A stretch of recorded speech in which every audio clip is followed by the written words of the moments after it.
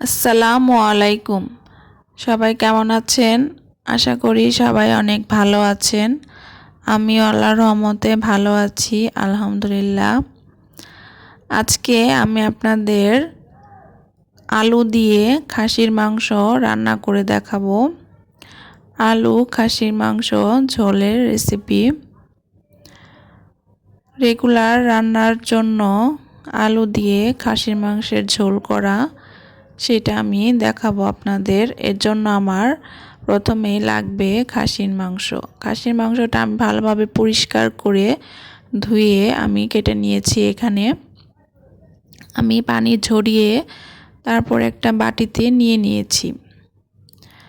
আমি এখন কিছু মশলা দিয়ে মাংসটা ম্যারিনেট করে রাখবো। এর জন্য আমি প্রথমেই আদা রসুন বাটা দিয়ে দিলাম। আদা রসুন বাটাটা একটু বেশি করে দিলাম আমি এখানে।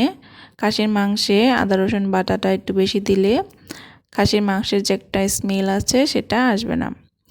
এরপর আমি এখানে রাঁধুনি এবং মিষ্টি সহজের বাটা দিয়েছি। রাঁধুনি মিষ্টি জ্বর আমি প্রথমে ধুয়ে শুকিয়ে তারপর আমি একটু টেলে নিয়েছি, তারপর আমি বেটে নিয়েছি এটা। এরপর আমি বেশ কিছু পেঁয়াজ কুচি দিয়েছি। এরপর আমি এখানে হলুদের গুঁড়া, মরিচের গুঁড়া, ধনিয়ার গুঁড়া, জিরার গুঁড়া দিয়ে আমি এখানে মাখিয়ে নিব। খুব ভালোভাবে সবগুলো মশলা আমি এখানে মাখিয়ে নিব মাংসের সাথে। মাংস মাখানোতেই মনে হচ্ছে যে অর্ধেক রান্না হয়ে গেছে। ভালোভাবে মাখিয়ে মশলাগুলো মিশিয়ে আমি এখানে আধা ঘন্টা রেখে দিয়েছিলাম। আপনারা চাইলে আরও বেশিও রাখতে পারেন, তবে হাতে সময় না থাকলে সাথে সাথেও রান্না করতে পারেন।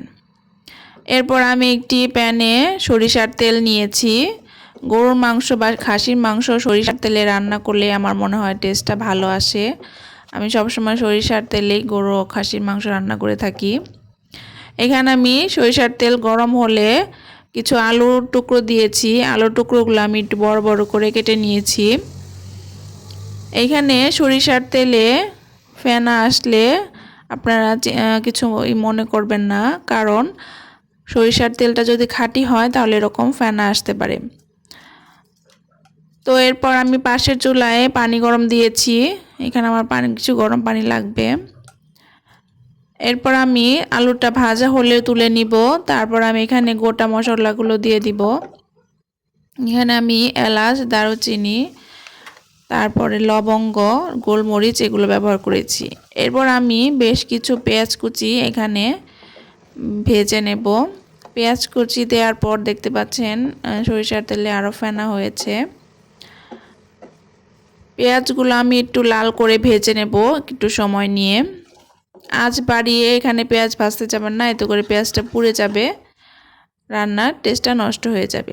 তো পেঁয়াজটা লাল করে ভাজা হয়ে গেলে আমি এখানে ম্যারিনেট করা মাংসগুলো দিয়ে দিব। ম্যারিনেট করা মাংস দিয়ে আমি এখানে নেড়ে চেড়ে বেশ কিছুক্ষণ কষিয়ে নেব। খাসির মাংসটা খুব ভালোভাবে কষলে খাসির মাংসের একটা স্মেল আছে, সেটা আসে না।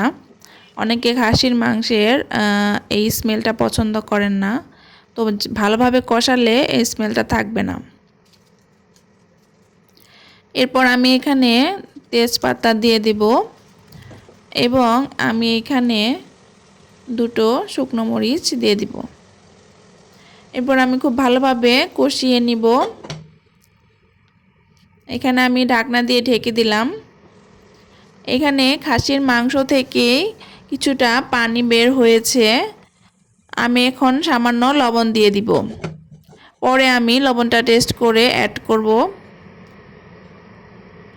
এই তো আমি এখানে আরও বেশ কিছুক্ষণ কষিয়ে নেব। খাসির মাংস থেকে যে পানিটা বের হয়েছে সেটা আমি কষিয়ে শুকিয়ে নেব। দেখতে পাচ্ছেন মাংস থেকে পানিটা বের হয়েছে, সেটা কিছুটা শুকিয়ে এসেছে। আমি এখানে আরও কিছুক্ষণ কষিয়ে পানিটা শুকিয়ে নিব।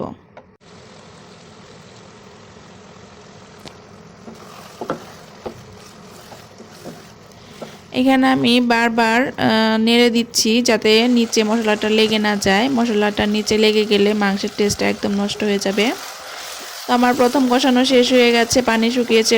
তো আমি এখানে সামান্য একটু গরম পানি দিয়ে আরও একবার কষিয়ে নিব। এভাবে আমি 2-3 বার কষিয়ে নেব মাংসতে করে মাংসটার টেস্টটাও ভালো হবে এবং মাংসটা খুব ভালোভাবে সেদ্ধ হয়ে যাবে।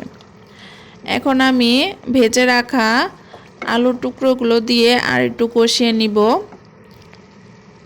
আলুর টুকরোগুলো দেওয়ার পর আরও কিছুক্ষণ কষিয়ে আমি এখানে ঝোলের জন্য পানি দিয়ে দিব। যেহেতু আমি মাংসটা খুব বেশি ঝোল ঝোল রাখবো না, তো সেই জন্য আমি এখানে খুব বেশি পানি দিব না। এই তো দেখতে পাচ্ছেন মশলাটা খুব ভালোভাবে কষানো হয়ে গেছে এবং গায়ে গায়ে লেগে গেছে।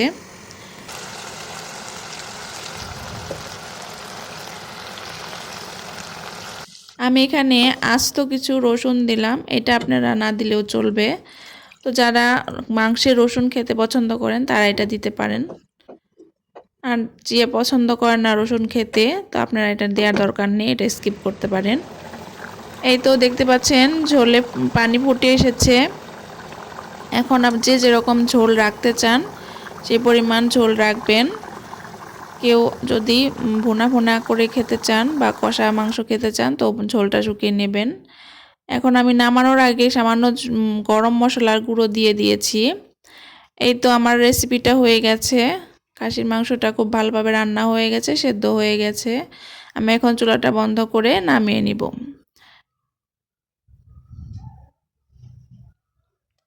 আপনারা বাসায় এভাবে মাংসটা রান্না করে দেখতে পারেন, খেতে অনেক ভালো লাগে এবং খাসির কোনো স্মেল থাকে না।